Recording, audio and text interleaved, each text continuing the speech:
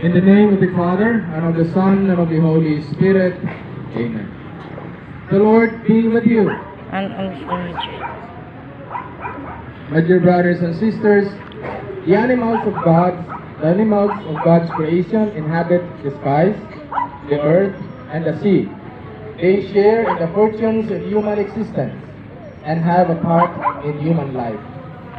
God, who confers His gifts on all living things, has often used the service of animals or made them symbolic reminders of the gifts of salvation.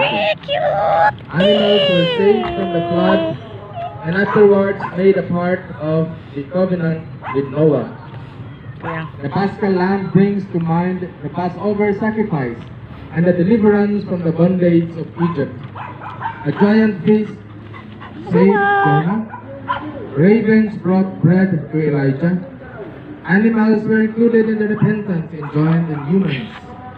And animals share in Christ's redemption of all of God's creation.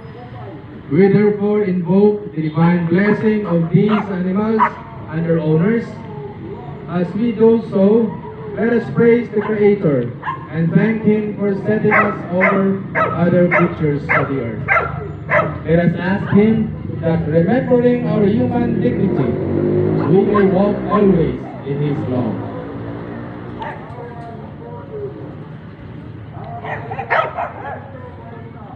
And let us pray.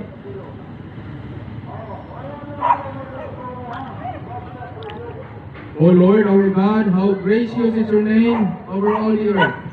You have exalted your majesty above the heavens.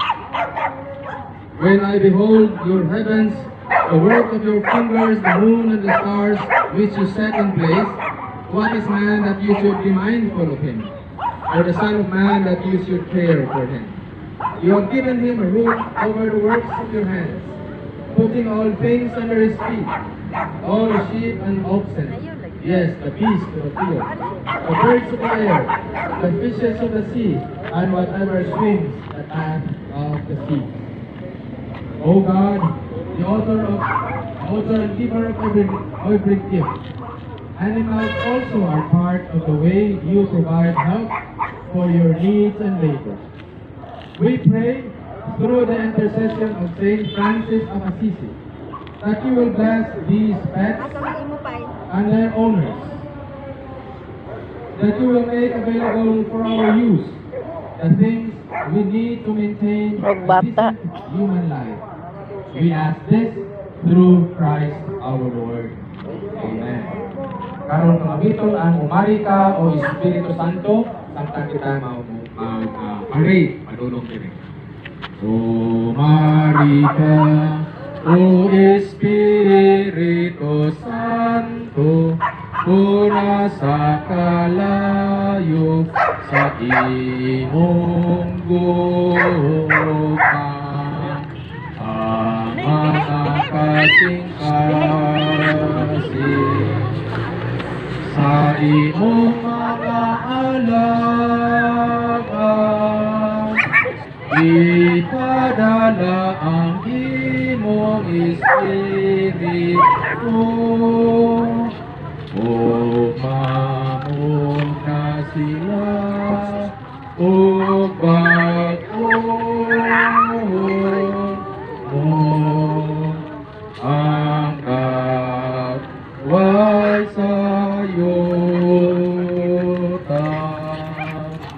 Umari ka, O Espiritu Santo, puna sa kalayo sa imong gugma. Ang mga kasing-kasing sa imong mga alaga, ipadala ang imong Espiritu. Umamon na sila, o pag-uon mo ang gaway sa'yo ta. O Maria,